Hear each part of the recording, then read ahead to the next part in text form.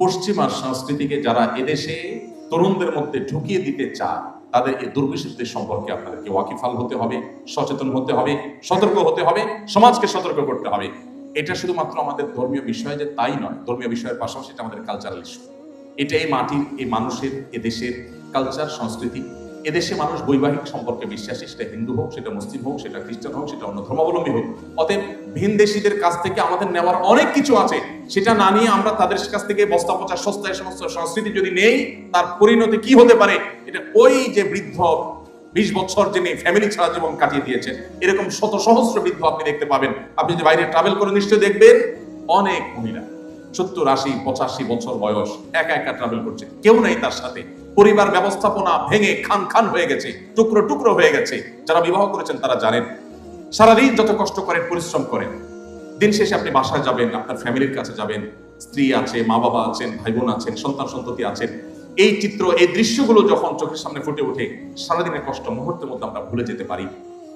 যারা এই পরিবার ব্যবস্থাপনার এই সুফল, এই দুনিয়ার জান্নাত, পরিবারের সুখ সমৃদ্ধি, এটা যারা পায়নি বা যারা হারিয়ে ফেলেছে, তাদের মধ্যে দেখবেন সুখের সমস্ত উপকরণ থাকা সত্ত্বেও তাদের রাস্তাগুলো আমাদের চাইতে অনেক বেশি চকচকা, অনেক বেশি ফ্রেশ, পরিবেশ অনেক বেশি সুন্দর।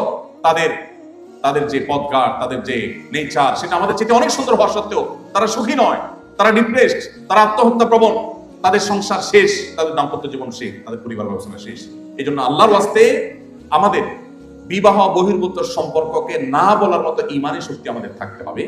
আর এটা যদি না হয়, তাহলে আমি ভালো মুসলিম যেমন হতে পারবো না, ঠিক তেমনি ভাবে আমি সুখী মানুষও হতে পারবো না।